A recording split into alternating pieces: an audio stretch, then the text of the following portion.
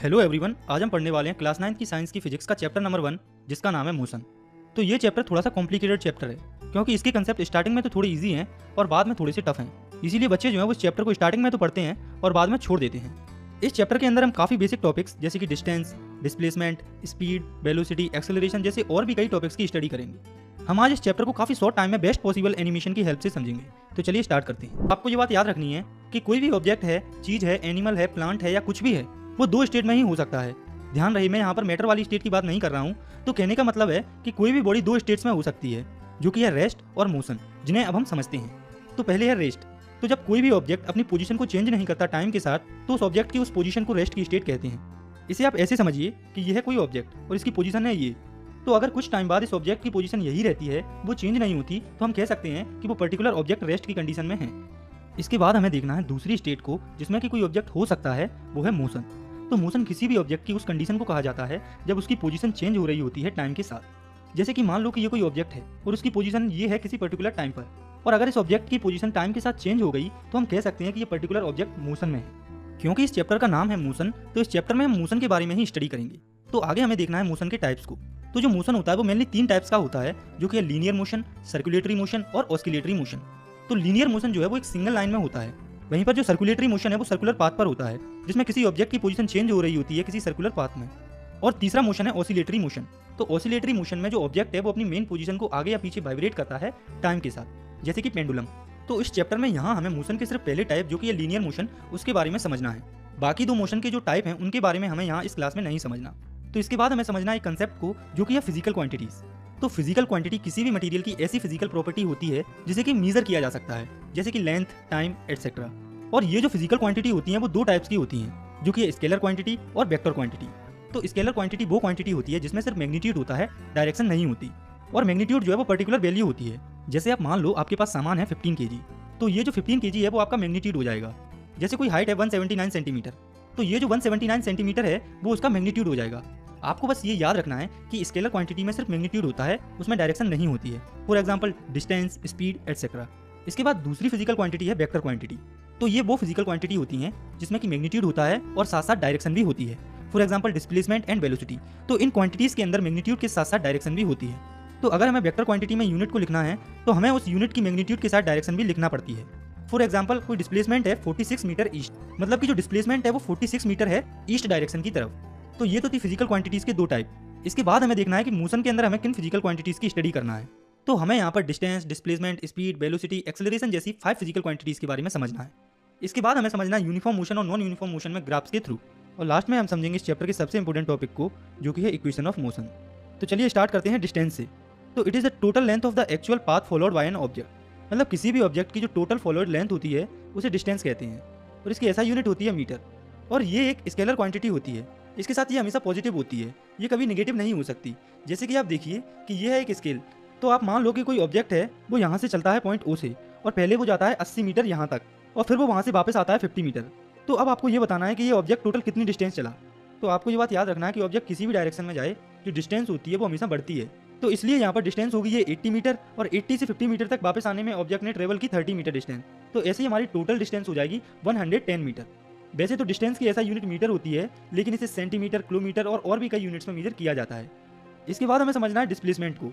तो the shortest distance between initial position and final position is called displacement. मतलब कि initial position और final position के बीच में जो शॉर्टेस्ट डिस्टेंस होती है उसे हम डिस्प्लेसमेंट कहते हैं। इसे आप ऐसे समझिए कि कोई 2 पॉइंट हैं, पॉइंट A और B। तो A से B तक जाने के कई रास्ते होंगे, लेकिन A से B तक जाने के लिए जो शॉर्टेस्ट डिस्टेंस होगी उसे ही हम डिस्प्लेसमेंट कहते हैं। इसकी भी ऐसा यूनिट मीटर ही होती है, और इसे भी सेंटीमीटर और किलोमीटर में मेजर किया जाता है। और ये जो डिस्प्लेसमेंट है वो वेक्टर क्वांटिटी होती है। मतलब डिस्प्लेसमेंट के अंदर मैग्नीट्यूड के साथ साथ डायरेक्शन भी होती है। और इसका मेन पॉइंट है कि डिस्प्लेसमेंट जो है वो पॉजिटिव हो सकता है, नेगेटिव हो सकता है और 0 भी हो सकता है। और ये कैसे होता है ये भी हम देख लेते हैं। तो मान लो कि 3 पॉइंट हैं A, B और C, और कोई ऑब्जेक्ट रखा हुआ है पॉइंट B पर। तो उस ऑब्जेक्ट को पॉइंट C पर जाना है, और पॉइंट A, B और C में डिफरेंस है 10-10 मीटर का। तो जब ऑब्जेक्ट पॉइंट B से पॉइंट C पर जाएगा तब उसकी डिस्प्लेसमेंट होगी 10 मीटर्स, क्योंकि इनके बीच में शॉर्टेस्ट डिस्टेंस यही है। तो आप देखिए इस केस में डिस्प्लेसमेंट जो है वो पॉजिटिव होगा। और आप मान लो कि ये ऑब्जेक्ट जो पॉइंट B से पॉइंट C की तरफ गया है, उसे वापस अगर पॉइंट B पर आना है, तो इस केस में जो डिस्प्लेसमेंट है वो 0 हो जाएगा, क्योंकि इसकी इनिशियल पोजीशन और फाइनल पोजीशन सेम ही हो जाएगी। और अगर यही ऑब्जेक्ट पहले B से C जाए और फिर C से वापस A पॉइंट पे आए, तो इस केस में जो डिस्प्लेसमेंट है वो नेगेटिव हो जाएगी, क्योंकि यहाँ पर जो ऑब्जेक्ट है वो अपनी इनिशियल पोजीशन से काफी उल्टी डायरेक्शन में आ गया है। इसीलिए इस केस में डिस्प्लेसमेंट जो है वो निगेटिव हो जाएगी। तो डिस्टेंस और डिस्प्लेसमेंट को समझने के बाद अब हम देखते हैं इनके बीच में डिफरेंसेस को। तो इनका पहला डिफरेंस है कि डिस्टेंस होती है किसी भी ऑब्जेक्ट की एक्चुअल पाथ ट्रेवल्ड, और वहीं पर डिस्प्लेसमेंट होती है इनिशियल पॉइंट और फाइनल पॉइंट के बीच में शॉर्टेस्ट डिस्टेंस। और इसी के साथ डिस्टेंस एक स्केलर क्वांटिटी होती है, वहीं पर डिस्प्लेसमेंट एक वेक्टर क्वांटिटी होती है। और इसका तीसरा पॉइंट है कि डिस्टेंस हमेशा पॉजिटिव होती है और ये कभी भी नेगेटिव नहीं होती। और वहीं पर जो डिस्प्लेसमेंट होती है वो पॉजिटिव हो सकती है, जीरो हो सकती है या नेगेटिव भी हो सकती है। तो ये थे कुछ बेसिक पॉइंट इनके डिफरेंसेस के, जो कि हम पहले ही पढ़ चुके थे। तो डिस्टेंस और डिस्प्लेसमेंट को समझने के बाद अब हम समझते हैं दो और फिजिकल क्वांटिटीज को, जो कि हैं स्पीड और वेलोसिटी। तो पहले हम समझते हैं स्पीड के बारे में। तो स्पीड होती है distance travelled by body per unit time, मतलब कि पर यूनिट टाइम में कोई भी बॉडी जितनी डिस्टेंस ट्रेवल करती है उसे स्पीड कहा जाता है। तो स्पीड होती है डिस्टेंस पर यूनिट टाइम। हम इसे ऐसे भी लिख सकते हैं, speed equals to distance upon time, और यही स्पीड का फॉर्मूला भी होता है। और इसी फॉर्मूले से हम स्पीड की यूनिट भी निकाल लेंगे। तो यहाँ पर डिस्टेंस की यूनिट होती है मीटर और टाइम की यूनिट होती है सेकंड। तो यहाँ से स्पीड की यूनिट आ जाएगी मीटर पर सेकंड। इसमें दूसरा पॉइंट है कि ये एक स्केलर क्वांटिटी होती है, मतलब स्पीड के अंदर सिर्फ मैग्नीट्यूड होता है, इसके अंदर डायरेक्शन नहीं होती है। और इसके साथ ये जो स्पीड होती है वो हमेशा पॉजिटिव होती है या फिर जीरो हो सकती है जब ऑब्जेक्ट रेस्ट में हो, लेकिन ये कभी भी नेगेटिव नहीं हो सकती। इसके बाद हमें समझना है मोशन से रिलेटेड तीसरी फिजिकल क्वांटिटी को, जो कि है वेलोसिटी। तो it is the distance travelled by body per unit time in a particular direction, और it is the displacement travelled per unit time, और simply we can say that it is the speed with direction. मतलब कि velocity होती है displacement travelled per unit time, मतलब कि कोई भी ऑब्जेक्ट पर यूनिट टाइम में जो डिस्प्लेसमेंट ट्रेवल करता है उसे वेलोसिटी कहते हैं। या फिर सिंपली हम कह सकते हैं कि ये स्पीड होती है डायरेक्शन के साथ। तो हम लिख सकते हैं velocity equals to displacement upon time, और इसकी यूनिट हो जाएगी मीटर पर सेकंड। और ये जो वेलोसिटी होती है वो वेक्टर क्वांटिटी होती है, मतलब वेलोसिटी में डायरेक्शन भी होती है। और इसका तीसरा पॉइंट है it can be positive, negative and zero, मतलब कि वेलोसिटी जो है वो पॉजिटिव भी हो सकती है, नेगेटिव भी हो सकती है और जीरो भी हो सकती है। और वेलोसिटी पॉजिटिव तब होती है जब डिस्प्लेसमेंट पॉजिटिव होता है, नेगेटिव तब होती है जब डिस्प्लेसमेंट नेगेटिव होता है, और जीरो तब होती है जब डिस्प्लेसमेंट जीरो होता है। आप अगर चाहें तो स्पीड और वेलोसिटी को साथ में रखकर भी पढ़ सकते हैं, क्योंकि जब आप ऐसा करेंगे तो आपको इनसे रिलेटेड डिफरेंसेस भी आसानी से समझ में आ जाएंगे, जिन्हें कि हम ऑलरेडी डिस्कस कर चुके हैं। इसके बाद आगे हमें समझना है एवरेज स्पीड और एवरेज वेलोसिटी को। तो पहले है एवरेज स्पीड। तो अगर हमें 2 या 2 से ज़्यादा स्पीड दी गई हैं और हमें पूरी डिस्टेंस के लिए कोई एक स्पीड निकालनी है, तो उस केस में हम एवरेज स्पीड ही निकालते हैं। और इसका फॉर्मूला होता है average speed equals to total distance upon total time. और एवरेज वेलोसिटी हम तब निकालते हैं जब हमें 2 या 2 से ज़्यादा वेलोसिटीज दी हुई हो। और एवरेज वेलोसिटी का फॉर्मूला होता है initial velocity plus final velocity upon 2। इसको और अच्छे से समझने के लिए हम एवरेज स्पीड और एवरेज वेलोसिटी पर बेस्ड एनसीईआरटी के न्यूमेरिकल्स को प्रैक्टिस करेंगे। तो ये है आपकी एनसीईआरटी का न्यूमेरिकल नंबर 7.1। तो इस न्यूमेरिकल में एक ऑब्जेक्ट है जो पहले 16 मीटर ट्रेवल कर रहा है 4 सेकंड में, और दूसरे 16 मीटर ट्रेवल कर रहा है 2 सेकंड में। हमें इस ऑब्जेक्ट की एवरेज स्पीड को निकालना है। तो हम जानते हैं कि average speed equals to total distance upon total time. तो टोटल डिस्टेंस हमारे पास है 16 metre plus 16 metre equals to 32 metre, और टोटल टाइम हमारे पास है 4 second plus 2 second equal to 6 second. तो यहाँ से हमारी एवरेज स्पीड आ जाएगी 5.33 मीटर पर सेकंड। इसके बाद है एनसीईआरटी का एग्जांपल नंबर 7.3, जिसमें ऊषा एक 90 मीटर के पूल में तैर रही है। तो ऊषा 1 मिनट में 180 मीटर कवर करती है, जिसमें वो एक एंड से दूसरे एंड में जाती है और फिर वापस उसी एंड में आ जाती है। तो इस केस में हमें ऊषा की एवरेज स्पीड और एवरेज वेलोसिटी दोनों को फाइंड करना है। तो पहले हम देखते हैं इस क्वेश्चन में हमें गिवन क्या क्या है। तो हमें इसमें टोटल टाइम दिया है 1 मिनट, जिसे हम सेकंड्स में कन्वर्ट करेंगे तो वो 60 सेकंड हो जाएगा। और इस क्वेश्चन में हमें डिस्टेंस दी हुई है 180 मीटर। और बात करें डिस्प्लेसमेंट की, तो यहाँ वो जीरो होगी, क्योंकि इस केस में इनिशियल और फाइनल पॉइंट एक ही है, क्योंकि ऊषा जिस पॉइंट से चली थी वापस उसी पॉइंट पे आ रही है, इसीलिए उसकी जो डिस्प्लेसमेंट है वो यहाँ पर जीरो होगी। तो पहले हम निकालते हैं एवरेज स्पीड को। तो एवरेज स्पीड होती है total distance covered upon total time taken. तो यहाँ पर टोटल डिस्टेंस दी हुई है 180 मीटर और टाइम है 1 मिनट यानी कि 60 सेकंड। तो यहाँ से एवरेज स्पीड आ जाएगी 3 मीटर पर सेकंड। और बात करें एवरेज वेलोसिटी की, तो वो होती है total displacement upon total time. तो इस केस में डिस्प्लेसमेंट जीरो है, तो एवरेज वेलोसिटी भी जीरो ही हो जाएगी। तो इस क्वेश्चन में एवरेज स्पीड होगी 3 मीटर पर सेकंड और एवरेज वेलोसिटी होगी 0 मीटर पर सेकंड। इसके बाद हमें देखना है टाइप्स ऑफ मोशन को। तो मोशन मेनली 2 टाइप्स का होता है, जो कि है यूनिफॉर्म मोशन और नॉन यूनिफॉर्म मोशन। तो जब कोई बॉडी इक्वल डिस्टेंस ट्रेवल करती है इक्वल इंटरवल ऑफ टाइम में, तो उस मोशन को हम यूनिफॉर्म मोशन कहते हैं। फॉर एग्जाम्पल आप इसे ऐसे समझिए कि कोई बस है, वो अगर 600 मीटर डिस्टेंस कवर करती है 1 मिनट में, और अगर ये बस अगले 1 मिनट में भी 600 मीटर डिस्टेंस कवर करती है, और ऐसे ही हर एक 1 मिनट में ये बस 600 मीटर डिस्टेंस कवर करती है, तो हम कह सकते हैं कि ये जो बस है वो यूनिफॉर्म मोशन में मूव कर रही है। और अगर हम चाहें तो यूनिफॉर्म मोशन को ग्राफिकली भी शो कर सकते हैं। तो यूनिफॉर्म मोशन का ग्राफ कुछ ऐसा होगा, इसमें यह है एक्स एक्सिस और यह है वाई एक्सिस। तो क्योंकि इस केस में जो ऑब्जेक्ट है वो इक्वल डिस्टेंस कवर कर रहा है इक्वल इंटरवल ऑफ टाइम में, तो इस केस में जो ग्राफ है वो स्ट्रेट लाइन होगा। इसके बाद हमें देखना है नॉन यूनिफॉर्म मोशन को। तो जब कोई बॉडी अनइक्वल डिस्टेंस ट्रेवल करती है इक्वल इंटरवल ऑफ टाइम में, तो इसे हम नॉन यूनिफॉर्म मोशन कहते हैं। फॉर एग्जाम्पल इसे हम ऐसे समझते हैं कि मान लो कोई ऑब्जेक्ट है, वो पहले 10 सेकंड में 15 मीटर डिस्टेंस कवर करता है, और फिर वही ऑब्जेक्ट अगले 10 सेकंड में 20 मीटर डिस्टेंस कवर करता है, और फिर अगले 10 सेकंड में 10 मीटर डिस्टेंस कवर करता है। तो इस तरह के मोशन को नॉन यूनिफॉर्म मोशन कहा जाता है। इसके बाद हम देख लेते हैं नॉन यूनिफॉर्म मोशन के ग्राफ को। तो नॉन यूनिफॉर्म मोशन का ग्राफ स्ट्रेट लाइन को छोड़कर कुछ भी हो सकता है, चाहे वो जिगजैग हो सकता है इस तरह से, या वो कर्व हो सकता है इस तरह से। इसके बाद हमें देखना है कुछ फिजिकल क्वांटिटीज के सिंबल्स को। तो पहले है डिस्टेंस का सिंबल जो कि है स्मॉल एस, और डिस्प्लेसमेंट का सिंबल होता है डेल्टा एस। जो इनिशियल वेलोसिटी होती है उसे u से रिप्रेजेंट किया जाता है, जबकि जो फाइनल वेलोसिटी होती है जिसे कि मेन वेलोसिटी कंसीडर किया जाता है उसे v से रिप्रेजेंट किया जाता है। इसके साथ जो स्पीड होती है उसे भी v से ही रिप्रेजेंट किया जाता है, और जो टाइम होता है उसे स्मॉल t से रिप्रेजेंट किया जाता है। तो ये जो स्पीड वेलोसिटी के फॉर्मूले होते हैं इन्हें भी हम सिंबल्स के फॉर्म में लिख सकते हैं। जैसे कि speed equals to distance upon time होता है, उसकी जगह पर हम लिख सकते हैं v equals to s upon t। इसी तरह से हम अलग अलग फॉर्मूलेस को भी उनके सिंबल्स के फॉर्म में लिख सकते हैं। इसके बाद हमें समझना है अगली फिजिकल क्वांटिटी को जो कि है एक्सेलरेशन।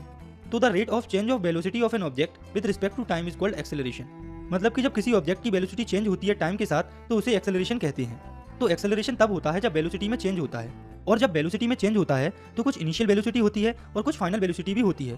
तो हम एक्सेलरेशन को कुछ इस तरह से लिख सकते हैं। एक्सेलरेशन को स्मॉल a से रिप्रेजेंट किया जाता है, तो एक्सेलरेशन इक्वल्स टू होता है change in velocity upon time, जिसे हम लिख सकते हैं final velocity minus initial velocity upon time, यानी कि a equals to v minus u upon t। और यहाँ से हम एक्सेलरेशन की ऐसा यूनिट भी निकाल सकते हैं। तो वेलोसिटी की ऐसा यूनिट होती है मीटर पर सेकंड और टाइम की ऐसा यूनिट होती है सेकंड। तो यहाँ से एक्सेलरेशन की ऐसा यूनिट आ जाएगी मीटर पर सेकंड स्क्वायर। और ये जो है वो वेक्टर क्वांटिटी होती है। और ये जो एक्सेलरेशन होता है वो पॉजिटिव हो सकता है, नेगेटिव हो सकता है और साथ में जीरो भी हो सकता है। एक्सेलरेशन के बारे में एक इंपॉर्टेंट पॉइंट है जो कि आपको याद रखना है कि नेगेटिव एक्सेलरेशन को रिटार्डिव एक्सेलरेशन या डी एक्सेलरेशन भी कहा जाता है। तो इसके बाद हमें देखना है कि पॉजिटिव एक्सेलरेशन कब होता है और नेगेटिव एक्सेलरेशन कब होता है। तो जब इनिशियल वेलोसिटी कम होती है फाइनल वेलोसिटी से तो उस कंडीशन में हमें पॉजिटिव एक्सेलरेशन देखने को मिलता है। जैसे कि आप मान लो कि इनिशियल वेलोसिटी है किसी ऑब्जेक्ट की 40 मीटर पर सेकंड और फाइनल वेलोसिटी है 90 मीटर पर सेकंड और टाइम है 9 सेकंड। तो इस केस में एक्सेलरेशन जो है वो पॉजिटिव होगा। और नेगेटिव एक्सेलरेशन तब हमें देखने को मिलता है जब जो इनिशियल वेलोसिटी है वो हायर होती है फाइनल वेलोसिटी से।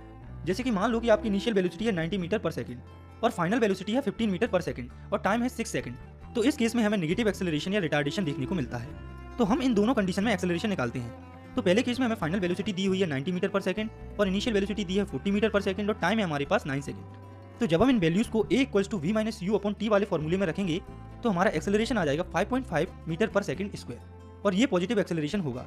इसके बाद हमें निकालना है दूसरा एक्सेलरेशन जिसमें कि इनिशियल वेलोसिटी दी गई है 90 मीटर पर सेकंड और फाइनल वेलोसिटी है 15 मीटर पर सेकंड और टाइम है 6 सेकंड। तो जब हम इन वैल्यूज को फॉर्मूले में रखेंगे तो हमारा एक्सेलरेशन आएगा -12.5 मीटर पर सेकंड स्क्वायर, जो कि रिटार्डेशन होगा। तो हमने ये देखा कि एक्सेलरेशन पॉजिटिव कब होता है और नेगेटिव कब होता है। अब हमें ये देखना है कि एक्सेलरेशन जीरो कब होता है। तो जब इनिशियल वेलोसिटी और फाइनल वेलोसिटी बराबर हो जाती है तब एक्सेलरेशन जीरो होता है। इसके बाद हमें देखना है एक्सेलरेशन पर बेस्ड एक न्यूमेरिकल को। तो ये जो आप अपनी स्क्रीन पर न्यूमेरिकल देख रहे हैं यह है एनसीईआरटी का एग्जांपल नंबर 7.4। तो इसमें राहुल जो है वो पहले 30 सेकंड में 6 मीटर पर सेकंड की वेलोसिटी अटेंड कर लेता है। उसके बाद वो ब्रेक लगाता है और अगले 5 सेकंड में उसकी वेलोसिटी घटकर 4 मीटर पर सेकंड हो जाती है। तो हमें दोनों केस में वेलोसिटी फाइंड करनी है। तो पहले केस में टाइम दिया है 30 सेकंड और फाइनल वेलोसिटी दी हुई है 6 मीटर पर सेकंड, और क्वेश्चन में लिखा है कि राहुल ने 30 सेकंड में 6 मीटर पर सेकंड की स्पीड पकड़ी। तो उसकी इनिशियल वेलोसिटी जीरो होगी क्योंकि उससे पहले साइकिल रेस्ट पे थी। तो हम एक्सेलरेशन निकालने के लिए a equals to v minus u वाला फॉर्मूला लगा देंगे। तो v हमारे पास 6 है और u हमारे पास 0 है और टाइम है 30 सेकंड।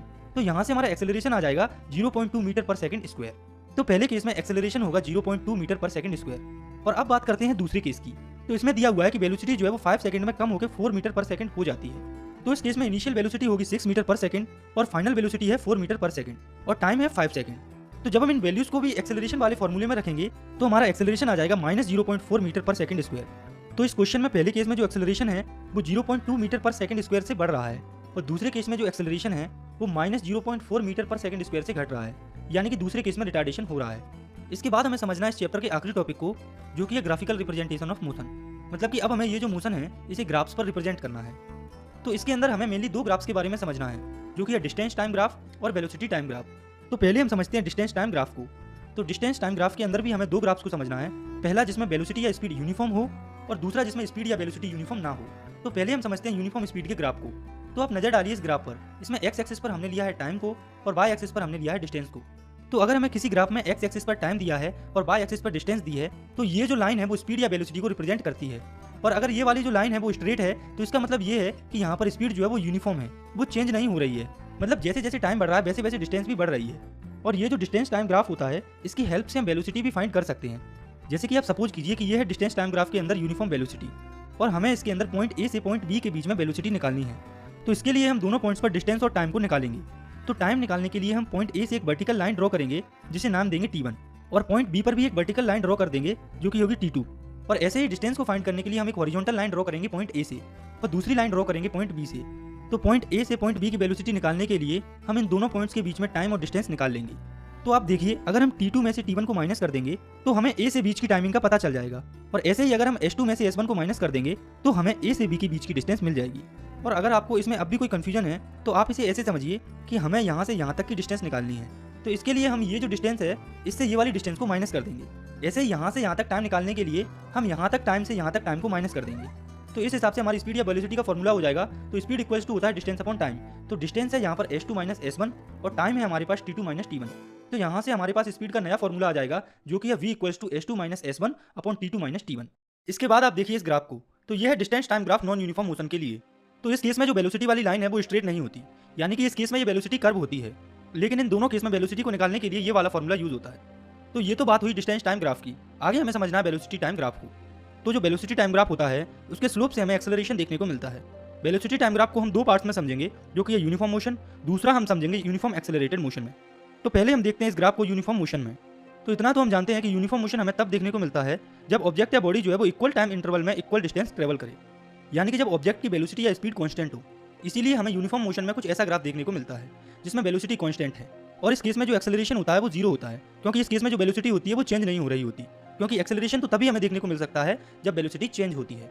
और ये जो वेलोसिटी टाइम ग्राफ होता है इससे हम डिस्टेंस भी फाइंड कर सकते हैं, और ये हम कैसे कर सकते हैं ये हम अब देख लेते हैं। तो आप सपोज कीजिए कि कोई ऑब्जेक्ट है वो यूनिफॉर्म मोशन में मूव कर रहा है, और हमें यहाँ पर इस पॉइंट से इस पॉइंट की डिस्टेंस पता करनी है। तो हम इस पॉइंट को A मान लेंगे और इसको B मान लेंगे, और टाइम एक्सिस पर इस पॉइंट को C और D मान लेंगे। तो अब यहाँ पर हमें इस पॉइंट से इस पॉइंट की पूरी डिस्टेंस पता करनी है। तो आप इस स्ट्रक्चर को देखिए, ये एक रेक्टेंगल फॉर्म हो रहा है। तो अगर हम इस पूरे स्ट्रक्चर का एरिया निकाल देते हैं तो हमें डिस्टेंस मिल जाएगी। इसको और अच्छे से समझने के लिए हम इस पर एक न्यूमेरिकल प्रैक्टिस करते हैं। तो आप मान लो कि हमें वेलोसिटी दी हुई है मीटर पर सेकंड में 15 मीटर पर सेकंड, और टाइम दिया है 8 सेकंड। हमें यहाँ से डिस्टेंस फाइंड करनी है। तो इन दोनों पॉइंट्स के बीच में आप देखिए इस रेक्टेंगल में AC की वैल्यू है 15 मीटर पर सेकंड जो कि वेलोसिटी है। तो यहाँ से टाइम की वैल्यू होगी CD की वैल्यू जो कि होगी 8 - 2 = 6 सेकंड। तो हम यहाँ से सिंपली एरिया ऑफ रेक्टेंगल का फॉर्मूला लगाकर डिस्टेंस निकाल लेंगे। तो एरिया ऑफ रेक्टेंगल होता है लेंथ इंटू ब्रेथ। तो ये हो जाएगा area of rectangles equals to AC into AB। तो 15 × 6 = हो जाएगा 90 मीटर। यहाँ पर हम डिस्टेंस को सिंपली स्पीड के फॉर्मूले से भी निकाल सकते हैं, और वो ऐसे निकाल सकते हैं क्योंकि यूनिफॉर्म मोशन में जो स्पीड या वेलोसिटी होती है वो हमेशा फिक्स होती है, और टाइम को हम T2 माइनस T1 वाले फॉर्मूले से निकाल लेंगे। जैसे कि हमने इस क्वेश्चन में डिस्टेंस को एरिया ऑफ रेक्टेंगल वाले फॉर्मूले से निकाला, उसे हम सिंपली स्पीड वाले फॉर्मूले से भी निकाल सकते हैं। तो आइए निकालते हैं डिस्टेंस को स्पीड वाले फॉर्मूले से। तो हमें पता है कि यहाँ पर हर पॉइंट पर वेलोसिटी सेम है, क्योंकि ये यूनिफॉर्म मोशन है जो कि है 15 मीटर पर सेकंड, और टाइम यहाँ से आ जाएगा 8 - 2 = 6 सेकंड। तो जब हम speed equals to distance upon time वाला फॉर्मूला लगाएंगे तो हमारी डिस्टेंस आ जाएगी 90 मीटर। तो अगर आपको कोई क्वेश्चन दिया है जिसमें बॉडी यूनिफॉर्म मोशन में है और आपको वेलोसिटी और टाइम पता है तो आप उसे दो टाइप से सॉल्व कर सकते हैं। तो ये तो था velocity time graph uniform motion के लिए, लेकिन हमें यूनिफॉर्म एक्सेलरेटेड मोशन के लिए भी वेलोसिटी टाइम ग्राफ को देखना है। तो इसके नाम से ही पता चल रहा है कि इस कंडीशन में जो एक्सेलरेशन है वो यूनिफॉर्म है, यानी कि वेलोसिटी टाइम के साथ चेंज हो रही है, लेकिन वो यूनिफॉर्मली चेंज हो रही है। तो यूनिफॉर्म एक्सेलरेटेड मोशन का ग्राफ कुछ ऐसा होता है। तो आप इसमें देख सकते हैं कि जो एक्सेलरेशन है वो यूनिफॉर्म है। तो अगर हम चाहें तो इस ग्राफ से डिस्टेंस भी निकाल सकते हैं। तो आप मान लो कि इस ग्राफ में दो पॉइंट हैं, पॉइंट A और पॉइंट B। हमें इस पॉइंट A से पॉइंट B की डिस्टेंस को निकालना है। तो इसके लिए हम पॉइंट A से एक परपेंडिकुलर या लाइन ड्रॉ करेंगे। तो आप इस डायग्राम को देखिए, अगर हम इस पूरे पार्ट का एरिया निकाल दें तो हमें हमारा डिस्टेंस मिल जाएगा। तो अगर यहाँ पर यूनिफॉर्म मोशन होता और वेलोसिटी चेंज नहीं होती तो ABCD के एरिया से ही पूरा डिस्टेंस निकल आता, लेकिन एक्सेलरेशन की वजह से जो कार की वेलोसिटी है वो चेंज हो रही है। इसलिए डिस्टेंस को फाइंड करने के लिए हमें इस पूरे स्ट्रक्चर ABCDE का एरिया निकालना होगा। तो आप यहाँ पर देखिए कि ABCDE एक ट्रेपेजियम का फॉर्म ले रही है। तो हमारी कैलकुलेशन को ईजी बनाने के लिए हम A पॉइंट से एक लाइन ड्रॉ करेंगे, बिल्कुल स्ट्रेट, जिसे हम E नाम देंगे। तो AE का मैग्नीट्यूड बराबर होगा BC के। तो आप देखिए ABCDE में दो स्ट्रक्चर फॉर्म हो रही हैं, जिसमें से एक है रेक्टेंगल AECD, एक है ट्रायंगल ABE। तो अगर हम इन दोनों के एरिया को एक साथ निकालकर जोड़ दें तो हमें हमारा डिस्टेंस मिल जाएगा। तो area of ABCDE equals to हो जाएगा area of triangle ABE plus area of rectangle AECD, जो कि होगा AC into CD plus 1/2 into AE into BE। तो चलिए इसको और भी अच्छे से समझने के लिए हम इस पर बेस्ड एक न्यूमेरिकल को प्रैक्टिस करते हैं। तो हमें एक कार दी हुई है जिसकी वेलोसिटी टाइम के साथ यूनिफॉर्मली बढ़ रही है। तो हमें इस पॉइंट से इस पॉइंट तक डिस्टेंस का पता करना है। कार की वेलोसिटी 10 मीटर पर सेकंड के हिसाब से बढ़ रही है हर 5 सेकंड में। तो इसके लिए ग्राफ कुछ ऐसा होगा। तो हम इस पॉइंट से यहाँ पर एक लाइन ड्रॉ करेंगे, यहाँ पर टाइम है 10 सेकंड, और एक लाइन हम ड्रॉ करेंगे पॉइंट P से, यहाँ पर टाइम है 20 सेकंड। तो यहाँ हम पॉइंट A से एक लाइन ड्रॉ करेंगे लाइन BC के पैरेलल में। तो इस AE की जो वैल्यू होगी वो बराबर होगी BC की। तो अब हम इनकी वैल्यूज़ को पहले लिख लेंगे। तो आप देखिए AB की वैल्यू है 20 मीटर पर सेकंड और BC की वैल्यू है 10 सेकंड, और ये पार्ट है BE, इसकी वैल्यू है 40 - 20 = 20 मीटर पर सेकंड। आपको यहाँ पर इनकी यूनिट्स को इग्नोर करना है। तो अब हम इनकी वैल्यूज़ को फॉर्मूले में पुट करते हैं। तो area of ABCDE equals to हो जाएगा area of rectangle ACDE plus area of triangle ABE। तो AC into CD plus 1/2 into BE into AE, जिनकी वैल्यूज है 20 × 10 प्लस 1/2 इंटू 20 × 10। तो जब हम इस इक्वेशन को सॉल्व करेंगे तो हमारा एरिया आएगा ABCDE का 300 मीटर, और ये जो एरिया है वही डिस्टेंस होगा। तो इसको और अच्छे से समझने के लिए आप इस पर कुछ न्यूमेरिकल्स को प्रैक्टिस कर सकते हैं। इसके बाद हमें समझना है इस चैप्टर के सबसे इंपॉर्टेंट टॉपिक को, जो कि है equations of motion by graphical method, यानी कि ग्राफ्स के थ्रू मोशन की इक्वेशन को हमें फाइंड करना है। तो मोशन की टोटल 3 इक्वेशंस होती हैं, जिसमें पहली है v = u + at, जिसे कि equation of velocity time relation भी कहा जाता है। दूसरी है s = ut + ½ at², जिसे कि equation of position time relation भी कहा जाता है। और तीसरी है v² - u² = 2as, जिसे कि equation of position velocity relation भी कहा जाता है। तो आपको इन तीनों इक्वेशंस को और उनके नेम्स को अच्छे से याद रखना है, क्योंकि एग्जाम्स में क्वेश्चन डायरेक्टली इनके नाम से ही पूछे जाते हैं। तो चलिए अब हम इन तीनों इक्वेशंस को ग्राफ्स के थ्रू प्रूव करते हैं। तो सबसे पहले हम देखते हैं वेलोसिटी टाइम रिलेशन को, या मोशन की इक्वेशन नंबर 1 को। तो इसके लिए हमें एक ग्राफ दिया हुआ है जो कि है वेलोसिटी टाइम ग्राफ, और उसमें एक स्लोप भी दिया है जो कि है AB। और आपको ये बात याद रखनी है कि वेलोसिटी टाइम ग्राफ का जो स्लोप होता है वो एक्सेलरेशन को शो करता है। तो अब हम मोशन की इक्वेशन को फाइंड करने के लिए ये जो पॉइंट B है इससे एक परपेंडिकुलर ड्रॉ करेंगे नीचे की तरफ, और उस पॉइंट को C नाम देंगे। और ये जो पॉइंट A है, यहाँ पर इस ग्राफ की इनिशियल वेलोसिटी होगी, क्योंकि यहीं से वेलोसिटी शुरू हो रही है। तो यहाँ पर वेलोसिटी होगी u। तो यहाँ से हम एक लाइन ड्रॉ करेंगे और इस लाइन से जोड़ देंगे, और इस पॉइंट को नाम देंगे D। और इस पॉइंट से हम इधर की तरफ भी एक लाइन ड्रॉ करेंगे जिसे हम नाम देंगे E। तो आप देखिए कि हमारी जो वेलोसिटी है इस वेलोसिटी टाइम ग्राफ में, वो सबसे ज़्यादा या फाइनल वेलोसिटी इसी पॉइंट E पर होगी, जिसे हम V कहते हैं। तो अब आप देखिए इस ग्राफ में ये जो BE है वो इक्वल है AD की, और ये जो AE है वो बराबर है BD के। तो हमें इस ग्राफ में एक स्लोप दिया हुआ है जो कि है AB, और जो स्लोप का फॉर्मूला होता है वो होता है स्लोप = राइज अपॉन रन। तो आप देखिए इसमें जो स्लोप राइज हो रहा है वो हो रहा है BD पार्ट के बीच में, और स्लोप रन हो रहा है वो हो रहा है इस AD के पार्ट में। तो हम स्लोप = राइज अपॉन रन की जगह पर उनकी वैल्यूज को रख देंगे। तो AB = हो जाएगा BD अपॉन AD। तो अब आप इस ग्राफ को देखिए, इसमें BD की वैल्यू है BC - CD, यानी कि अगर हम BC वाले पार्ट में से CD वाले पार्ट को माइनस कर देते हैं तो हमें BD वाला पार्ट मिल जाएगा। तो हम लिख सकते हैं AB = BC - CD upon AD। तो अब आप देखिए इस ग्राफ में जो AB है वो एक्सेलरेशन को शो कर रहा है, BC फाइनल वेलोसिटी B को रिप्रेजेंट कर रही है, और CD रिप्रेजेंट कर रही है इनिशियल वेलोसिटी को, और वहीं पर ये जो AD है वो रिप्रेजेंट कर रहा है टाइम को। तो हम यहाँ से लिख सकते हैं A = V - U upon T। तो यहाँ से ये T इधर आ जाएगा, तो ये रिलेशन हो जाएगा V - U = AT, और फिर ये माइनस का U जब इधर जाएगा तो वो पॉजिटिव हो जाएगा, और हमारा ये रिलेशन हो जाएगा V = U + AT, जो कि हमारी फर्स्ट इक्वेशन ऑफ मोशन भी है। इसके बाद हमें देखना है मोशन की दूसरी इक्वेशन को, जो कि है equation of positive time relation. तो इस इक्वेशन में हमें पोजीशन और टाइम के बीच में रिलेशन निकालना है, और वो तब निकलेगा जब हमें स्लोप के अंदर का एरिया पता होगा। तो स्लोप के अंदर जो एरिया होता है वही डिस्टेंस होगा इस मोशन का, क्योंकि ये मोशन स्ट्रेट लाइन में हो रहा है। तो यहाँ पर डिस्टेंस और डिस्प्लेसमेंट सेम ही होगा। तो इस इक्वेशन को भी हम उसी ग्राफ से निकाल लेंगे। लेकिन अगर एग्जाम में आपसे ये इक्वेशन प्रूव करने को पूछा जाए तो आप इसे शुरू से एक्सप्लेन करिएगा। तो अब आप नजर डालिए इस ग्राफ पर, हमें इसमें ये जो स्ट्रक्चर बन रही है OABC, इसका एरिया निकालना है। तो आप देखिए OABC के अंदर 2 स्ट्रक्चर फॉर्म हो रही है, इसमें एक है रेक्टेंगल AOCD और एक है ट्रायंगल ABD। तो हम लिख सकते हैं area of OABC = area of rectangle AOCD plus area of triangle ABD। तो यहाँ पर हम लिख सकते हैं OC × OA, और एरिया ऑफ ट्रायंगल होता है हाफ × बेस × हाइट, तो यहाँ पर हो जाएगा प्लस हाफ × AD × BD। तो यहाँ पर आप देखिए हमने पिछली इक्वेशन में भी BD की वैल्यू फाइंड की थी, जो कि आप यहाँ पर भी देख सकते हैं, जो कि है BC - CD। तो यहाँ पर हम BD की जगह पर BC - CD लिख सकते हैं। तो जब हम इस इक्वेशन में इनकी वैल्यूज को पुट करेंगे तो S = हो जाएगा, S यहाँ पर है डिस्टेंस या displacement, S = U × T plus, तो यहाँ पर OC है टाइम और OA है इनिशियल वेलोसिटी U, तो ये हो जाएगा 1/2 × V - U। तो यहाँ पर ट्रायंगल की जगह पर ये वैल्यूज इसीलिए आई क्योंकि OC और OD की वैल्यूज इक्वल हैं, और BC है फाइनल वेलोसिटी V और CD है इनिशियल वेलोसिटी U। तो हम यहाँ पर ये जो फाइनल वेलोसिटी है V, इसकी जगह पर U + AT लिख सकते हैं, क्योंकि फर्स्ट इक्वेशन में हमने प्रूव किया है V = होती है U + AT। तो हम लिख सकते हैं S = UT + 1/2 T × UAT - U। तो जब हम इस इक्वेशन को सॉल्व करेंगे तो हमारी डिस्टेंस आ जाएगी UT + ½ AT², जो कि सेकंड इक्वेशन ऑफ मोशन होती है, जिसे पोजीशन टाइम रिलेशन इक्वेशन भी कहा जाता है। तो इसके बाद हमें समझना है मोशन की तीसरी इक्वेशन को, जिसे कि पोजीशन वेलोसिटी रिलेशन भी कहा जाता है। तो इसमें भी हमें स्लोप के अंदर एरिया को फाइंड करना है। तो आप देखिए इस ग्राफ को, इसमें भी हमें OABC का एरिया ही निकालना है, और स्लोप के अंदर का एरिया होता है डिस्प्लेसमेंट। तो हम इस OABC का एरिया दूसरे फॉर्मूले से निकालेंगे। तो आप देखिए OABC एक ट्रेपेजियम की स्ट्रक्चर फॉर्म कर रही है, तो हम यहाँ पर एरिया ऑफ ट्रेपेजियम का फॉर्मूला लगा देंगे। तो एरिया ऑफ ट्रेपेजियम होता है distance = half × sum of parallel side × height. तो यहाँ पर पैरेलल साइड है OA और BC, तो हम लिख सकते हैं हाफ × OA + BC × OC, जो कि हो जाएगा S = 1/2 × U + U × T। तो हम फर्स्ट इक्वेशन ऑफ मोशन से V की वैल्यू जो कि होती है U + AT, उससे T की वैल्यू निकाल लेंगे, जो कि हो जाएगी T = V - U upon A। उसे पुट कर देंगे इस इक्वेशन में। तो जब हम T की वैल्यू इस इक्वेशन में पुट करेंगे तो हमारी इक्वेशन आ जाएगी 1/2 × U + V × V - U upon A। तो जब हम इस इक्वेशन को सॉल्व करेंगे तो हमें रिजल्ट मिलेगा V² - U² = 2as, जो कि होती है थर्ड इक्वेशन ऑफ मोशन, जिसे कि पोजीशन वेलोसिटी रिलेशन भी कहा जाता है। इसके बाद इक्वेशन ऑफ मोशंस पर बेस्ड हमें कुछ न्यूमेरिकल्स को प्रैक्टिस करना है। तो ये जो आप अपनी स्क्रीन पर क्वेश्चन देख रहे हैं, ये है NCERT न्यूमेरिकल नंबर 7.5। तो इस क्वेश्चन में एक ट्रेन है जो कि रेस्ट से स्टार्ट होकर 5 मिनट्स में 72 किलोमीटर पर आवर की स्पीड पकड़ती है, और इस क्वेश्चन में दिया है कि यहाँ पर एक्सेलरेशन यूनिफॉर्म है, तो हमें इस क्वेश्चन में दो चीजें फाइंड करनी है। पहली है एक्सेलरेशन और दूसरी है डिस्टेंस जो कि ट्रेन ने ट्रेवल किया है इस वेलोसिटी को अटेन करने के लिए। तो पहले तो हमें जो गिवन है उसे लिख लेंगे।